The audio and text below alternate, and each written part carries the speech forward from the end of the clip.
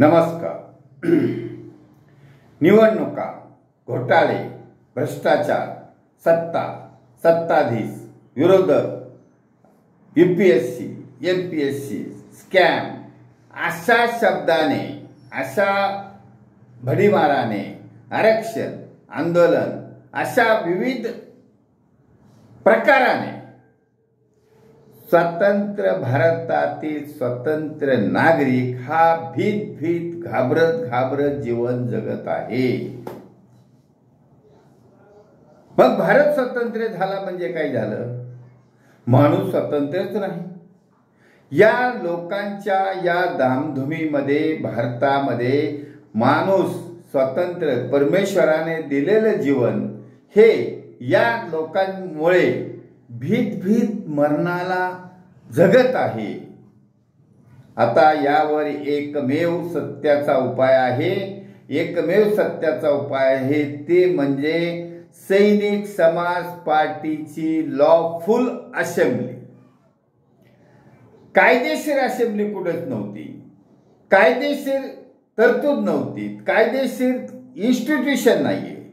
म्हणून सज्जनाची निर्मिती करायची आहे.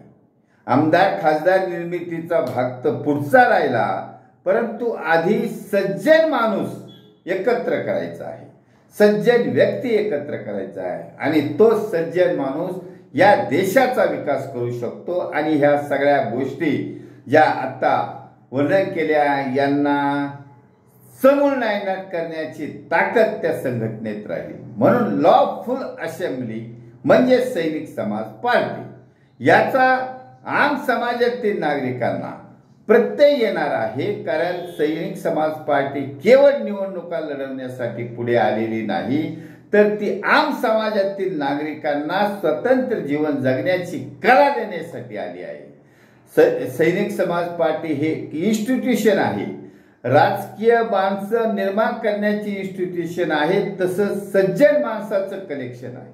म्हणून सैनिक समाज पार्टीचा आधार घ्यावा आणि आपलं परमेश्वराने दिलेलं जीवन हे स्वतंत्र भारतातील नागरिक या मार्गाने धैर्यशील होऊन एकत्र येऊन जगावं ही नम्र विनंती. भारत वर्ष की जय. छत्रपती शिवाजी महाराज की जय. सैनिक समाज पार्टीचा विजय असो.